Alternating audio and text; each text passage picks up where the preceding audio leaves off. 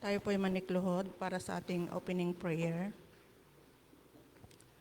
Dakilang Diyos na makapangyarihan ka sa lahat, sa umaga pong ito, kami po'y nagpapasalamat na tinipon mo kaming muli sa bahay-sambahan na ito. Panginoon, pangunahan mo kami sa araw na ito. Salamat sa bagong umaga at sa pagkakataong ito na narito kami ngayon. Panginoon, ingatan mo po ang bawat isa sa amin, lalong-lalo na yung mga nasa daan pa ngayon para pumunta dito sa pagtitipon na ito. Bigyan mo po ng sapat na talino ang mga itinilagang manguna sa araw na ito para sa pag-aaral sa iyong mga banal na salita. Panginoon, ito po lahat ang aking dalangin sa pangalan ni Jesus. Amen.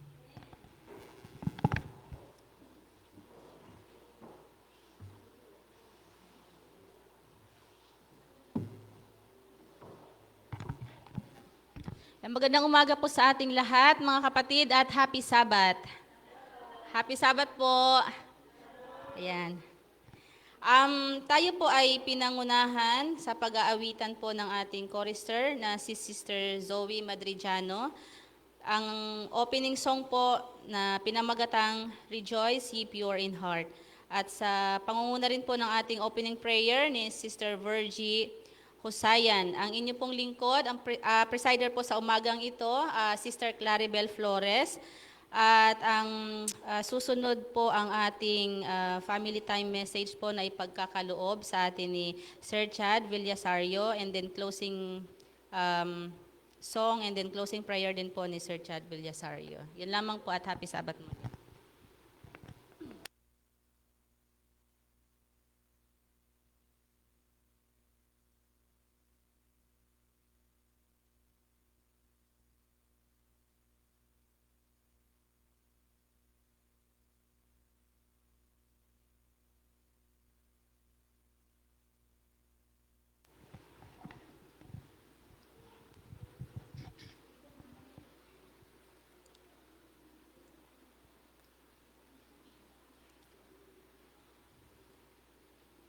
Sa mga may mga edad na, marami sa atin ang may mga karanasan patungkol sa pagbuo ng ating pamilya.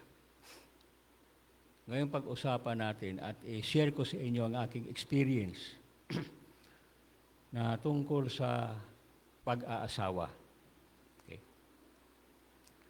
Karamihan ngayon sa ating mga kabataan, pag magkatagpo lang sa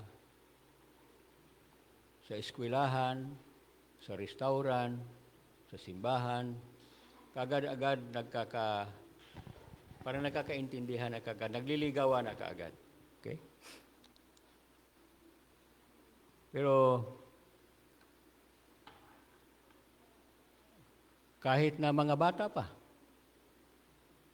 ano ang sabi ng ating propeta tungkol diyan? Kung ikaw ay mangligaw, teka muna, ang babae ba nangliligaw din? Ha? O basta ang binata, pagka laging binibigyan ng pagkain ng dalaga, yung dalaga nangliligaw yun. Iba lang ang kanyang pangligaw kaysa sa lalaki. Hindi siya nagsasalita basta-basta.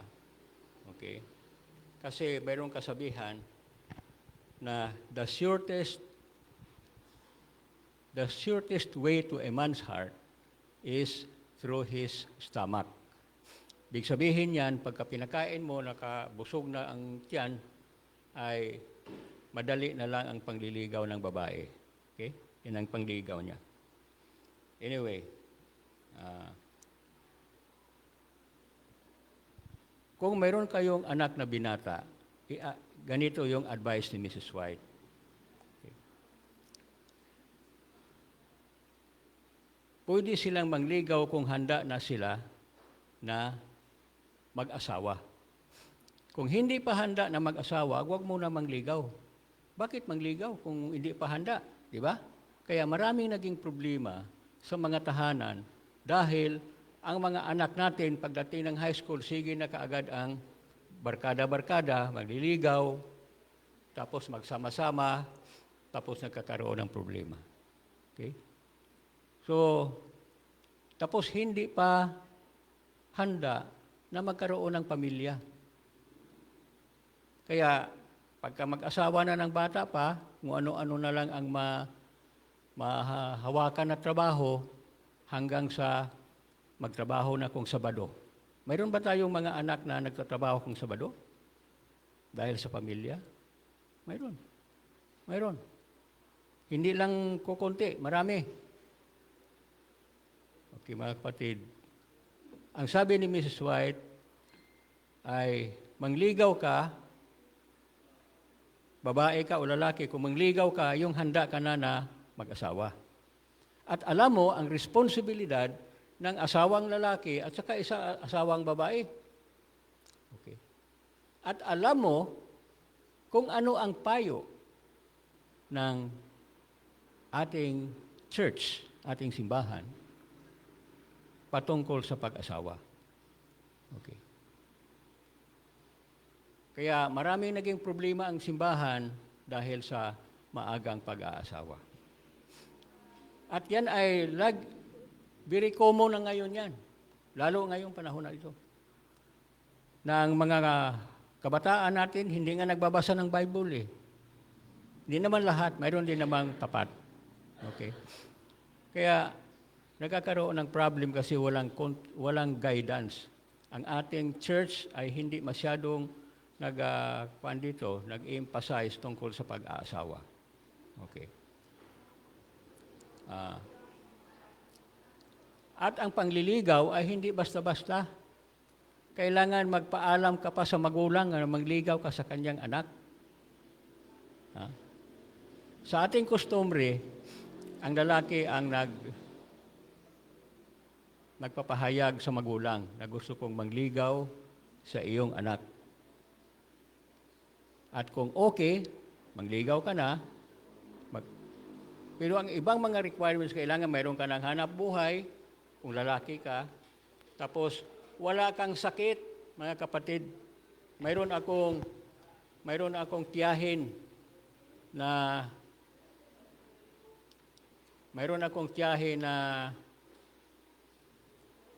may nangligaw sa kanya na gusto niya mag-asawa doon sa nangligaw sa kanya.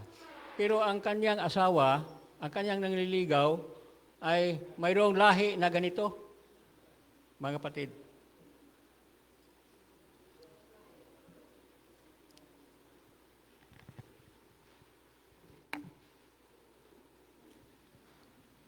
So, nag-asawa sila. Nagkaanak sila ng 8. At ang walang ganyan, doon sa 8, ang walang ganyan, 2 lang. At yung 2 ay hindi nag-asawa kasi natatakot sila baka ang anak nila ay magkakaroon din ng ganyan. Okay. So, alamin natin. Kaya kailangan healthy. Okay. Kasi kung hindi natin alamin, ay malaki ang risgo na ating pinapasok, mga kapatid.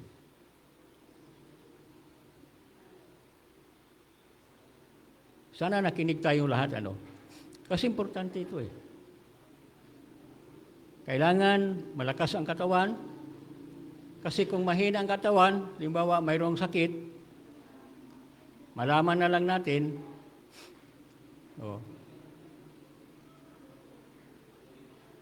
grabe na ang sakit. Yung aking manugang na babae, tuwing buwan, mayroon siyang dinaramdam na masama. Kasi hindi masyadong tingnan ng aking anak. Okay. So,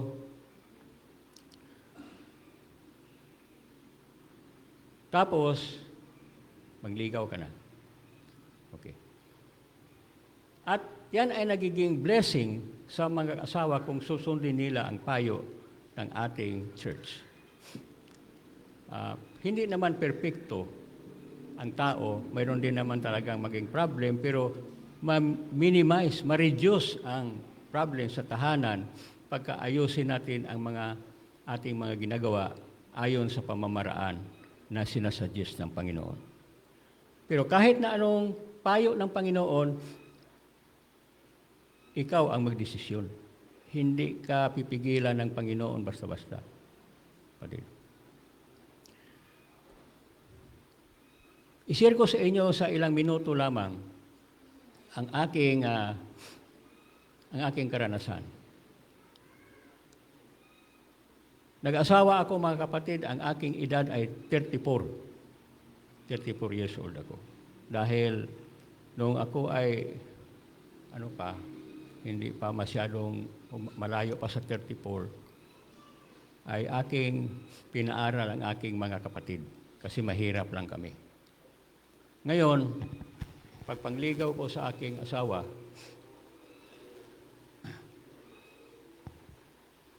nagpadala lang ako sa kanya ng sulat. Tapos sapagkat siya ay nagtatrabaho, yung sulat na yon ay nalagyan ng dugo ng kanyang kamay kasi nasugatan siya noong binigay ko sa kanya yung sulat.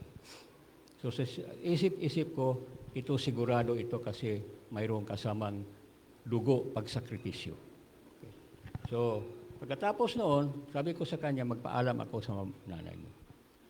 So, nagpaalam ako sa kanyang mga magulang at ang buong pamilya nila, mga kapatid, mga pamangkin, nag-meeting sila, mga kapatid. At pinag-usapan nila at nag-okay sila. So, ganon. So, hindi na masyadong mahirap ang pagpangligaw kasi mayroon ka ng backup eh. Ngayon, sa akin namang parte, nagpaalam din ako sa aking mga magulang. So sabi ng aking stepfather, wala na kaming masasabi sa inyo. Si Inday Ima, gusto namin yon kasi matagal na. Pero kami ni Mrs., mga kapatid, matagal na kaming naging kaibigan. Tagal na. Nung kami ay high school pa lang. Pero hindi kami nagkaroon ng kanyang ligawan kasi nga, wala pa sa akin yung pag-iisip na mag-asawa dahil nga marami ka pang dapat i-accomplish sa buhay mo. Okay. So, kaya kilala ko ang aking asawa, pati pamilya niya. Kaya ang kanyang mga kapatid, ang kanyang mga pamangkin, masyadong malapit ako sa kanila at sila sa akin. Kaya kung pumunta ako doon sa Negros, magbakasyon ako doon, yung aking mga pamangkin ng aking asawa, lagi nila akong pinipili. Dito ka lang sa bahay. Wala ka ng problema dito. Kami na ang bahala sa iyo. Mga ganon-ganon. So, ganon ang magiging mangyari kung sa proseso tayo sumusunod sa ating. At ang aking asawa din, dahil kilala rin ng aking mga kapatid, magkaibigan din sila, ay mahal na mahal nila ang aking asawa. Okay. So, ganoon mga kapatid.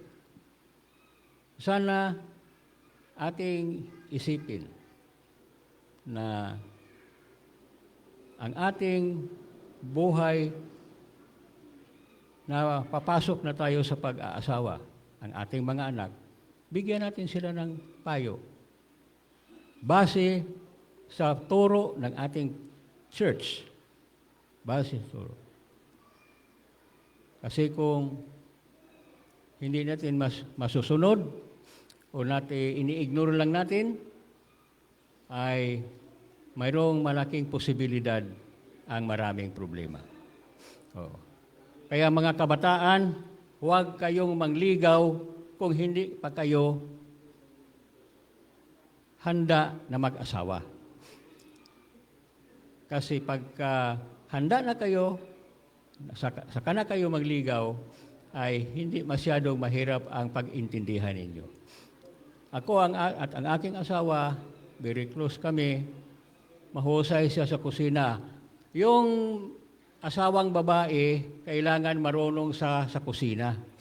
Kahit magaling umawit, magaling magpiano, basta walang alam sa pagluluto, malamig ang kusina, hindi ka masaya ang pamilya. Di ba, kapatid? Kaya pagluluto, paglaba, paglinis sa kanya yon. At mayroong payo pa sa atin si Miss White na ang babae, hindi muna magtrabaho habang maliliit pa yung kanyang mga anak. Hindi muna. Ayusin muna niya ang pamilya niya. Kasi kung ipaubaya mo sa helper yung anak mong maliit, ay ano ang kwan doon? Ano ang magiging resulta? Kaya kami, noong lumipat kami dito sa Palawan at nagtrabaho ako dito sa PSU, sinabihan ako ng presidente ng PSU na magtrabaho ang aking asawa. So nag-usap kami at napagkasunduan namin na hindi siya magtrabaho kasi may anak na kami noon. At sabi niya, hindi pwedeng ipaubaya ko sa ibang mga tao ang aking anak. Kahit pa kapatid ko, kahit pamangkin ko pa, kahit na biyanan ko pa. Ako mismo, personal na mag-alaga sa ating anak.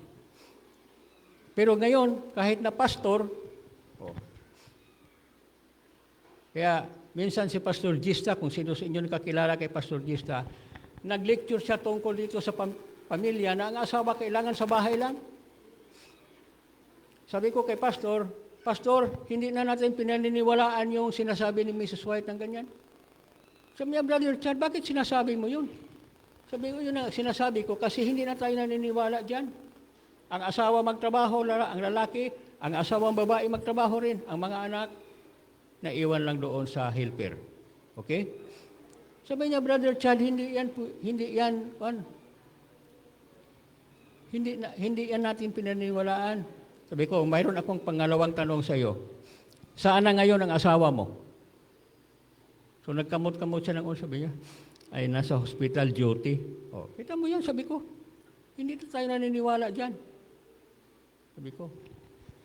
Kaya marami tayong problema sa ating tahanan at nadadala natin dito sa church.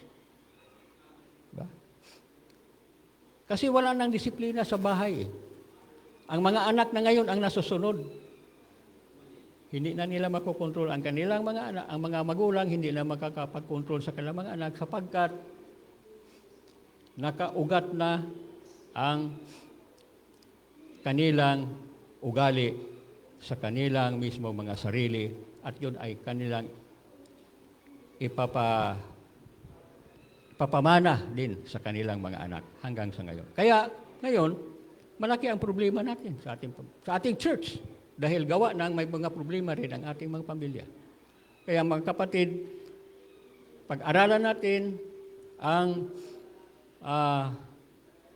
payo ng ating simbahan para maisaayos natin ang ating pamilya at maging maayos ang ating simbahan at matupad natin ang kalooban ng Panginoon at ang gawain na Kanyang ipinagawa sa atin sa pamamagitan ng Kanyang Iglesia.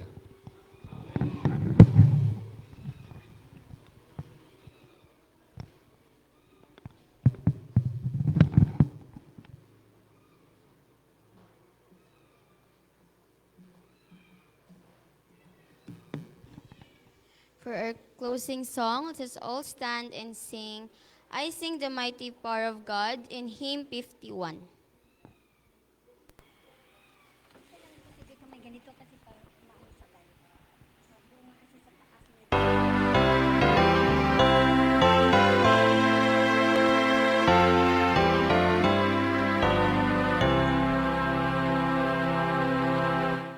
I sing the mighty power of God that made the mountains rise, spread the flowing seas abroad and bowed the lofty skies. I sing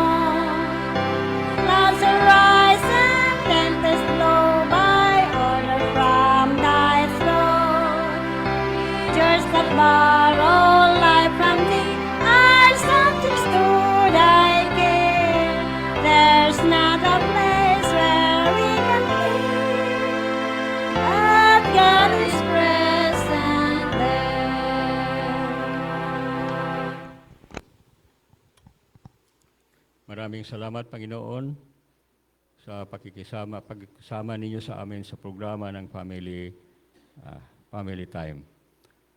Nawa, Panginoon, ay patuloy ninyo kaming bibigyan ng magagandang mga instructions at upang amin itong masunod para sa kaluwalhatian ng inyong banal na pangalan. Ito po ang aming hinihiling sa pangalan ng aming Panginoong Hesus. Amen.